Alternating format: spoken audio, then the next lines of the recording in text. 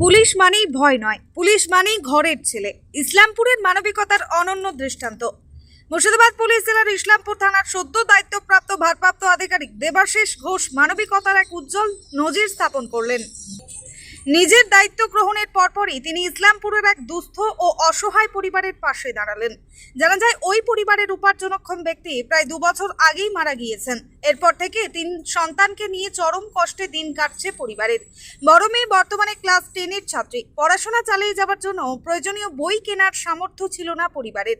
এই পরিস্থিতির কথা জানতে পেরেই দেবাশিস ঘোষ নিজে উদ্যোগ নেন। তিনি নিজ হাতে বইয়ের দোকানে লাইনে দাঁড়িয়ে 10ম শ্রেণীর ওই ছাত্রীর জন্য প্রয়োজনীয় বই কিনে দেন এবং তা সরাসরি ছাত্রীর হাতে তুলে দেন। পাশাপাশি পরিবারটির পাশে সবসময় থাকার আশ্বাসও দেন তিনি। পুলিশের এমন মানবিক উদ্যোগে খুশি ও কৃতজ্ঞ পরিবারটি। এই ঘটনায় আবারও প্রমাণ হলো পুলিশ শুধু আইন রক্ষকই নয়, প্রয়োজনে সমাজের আপনজনও। Bureau report, S news live Bangla. Islampur Baidyapara. নাম? চন্দনা দেবনাথ। আজকে থানাতে এসেছিলে, তোমার ওসি তোমাদের হাতে তুলে দিল, বই তুলে দিল পড়ার জন্য, কেমন লাগছে? হ্যাঁ, খুব ভালো লাগছে, উনি আমাদেরকে বই দিলেন। তোমাদের পরিবারে কয়জন আছে? আমি, আমার মা, আমার ভাই আর বোন। বাবা? বাবা মারা গেছেন কতদিন হলো? আজ 2 বছর হলো। তো ওসির কর্মকাণ্ডে খুশি তো নাকি? হুম। এই না, দুপুরবেলা খাই তো সকালে হয় না। এই স্কুলটা করি, দিদিমণি বলছে তুমি ব্যবসাটা ছেড়ে না, ব্যবসাটা করে যাও। দিদিমণি আমাকে খুব সাহস দিয়েছে, স্কুলের দিদিমণি। কোন স্কুলে পড়ে আপনার? গার্লসে পড়ে। গার্লসের দিদি, হ্যাঁ গার্লসের দিদিমণি বললো ভর্তির পয়সা লাগবে না, একটা দিও আর একটা দিও না। আমি বলছি দিদি আমি পারছি না ভর্তি করতে, আমার স্বামী নাই, কেউ নাই, আমাকে সাহায্য করার মতো কেউ নাই। তো আমার মাটা দিত, তবে মাটাও মারা গেল 2 মাস হলো। মাটাও মারা গেল 2 মাস হলো, মাই দিত, এটুক এটুক দিত। খেতে যখন অভাব পড়তো মা দিয়ে পাঠাতো, চাল টাল এসব দিয়ে পাঠাতো। এখন মাও মারা গেল, এখন খুবই অসহায় আমি, খুবই অসহায়। আমি কেউ চিন্তায় ছেলেপেলেকে যে মানুষ করবো কী করে। 3টে ছেলে মেয়ে। আমার বড়োটা হলো 9-এ পড়ছে, 9 থেকে 10-এ উঠলো, আর ছোটোটা হলো 4 থেকে 5-এ উঠলো, আর একটা 6 থেকে 7-এ উঠলো। খুবই অসহায় এই এই ফ্যামিলিটা আর কি। এই মহিলা, তার স্বামী ফুচকার ব্যবসা করতেন।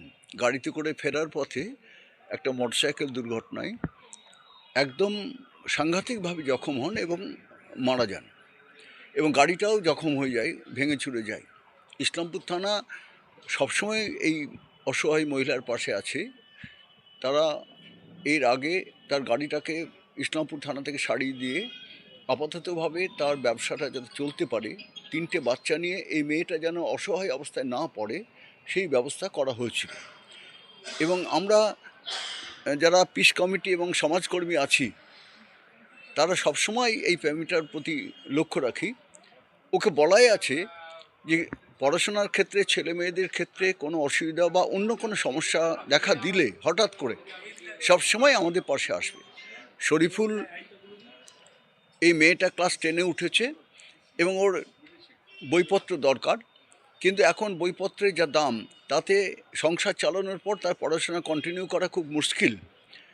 আমাদের পিস কমিটির অন্যতম সদস্য এবং সমাজকর্মী শরীফুল ইমাম তার সঙ্গে যোগাযোগ করে এবং আমরা বড়বাবুকে বুঝিয়ে বলে তার বইয়ের ব্যবস্থা, পড়াশোনার ব্যবস্থা আমরা করতে পেরেছি।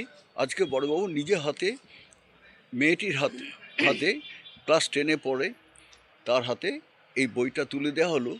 যাতে অভাব থাকবে, অভাব পূরণ করা হয়তো বা সম্ভব হবে না, কিন্তু তার কাছে একটা বার্তা আমরা দিতে চাই, আমরা সবসময় ওদের পাশে আছি, বাচ্চাগুলোর পাশে আছি, ওর মায়ের পাশে আছি।